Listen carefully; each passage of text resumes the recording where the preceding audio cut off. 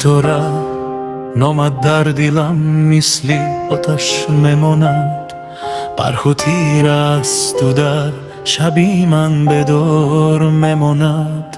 من خاموش نشستم و به آسمان نگران، ولی در هر ستاره چهره تو کار میماند. سال گذشت ولی در دلم هنوز همان روست، آن خنده ها آن نگاه ها مثل ری آرزو. من فکر میکردم که ما یک عمر میشویم، اما تقدیر گفت همه چیز تنها یک آرزوست.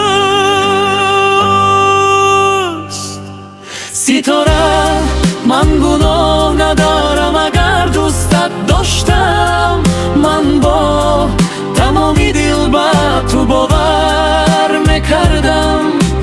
در هر قدم با نام تو نفس میگرفتم و از هر دوری مثل باران به خود میچکیدم.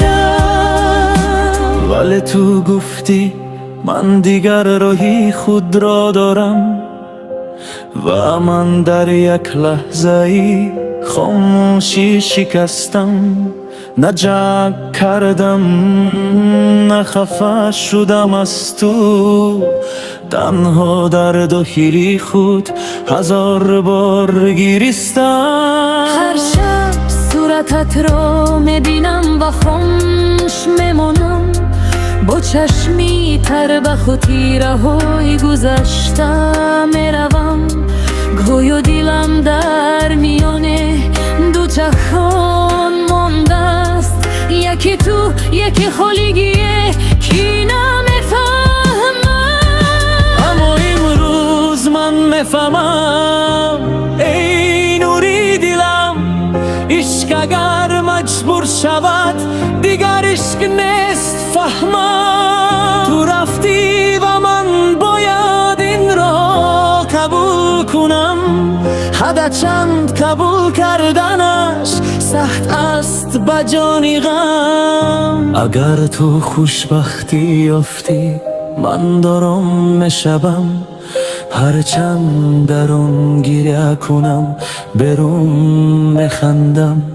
زیرا دوست داشتن تنها گرفتن نیست، بعضن رها کردن بزرگترین عشق است.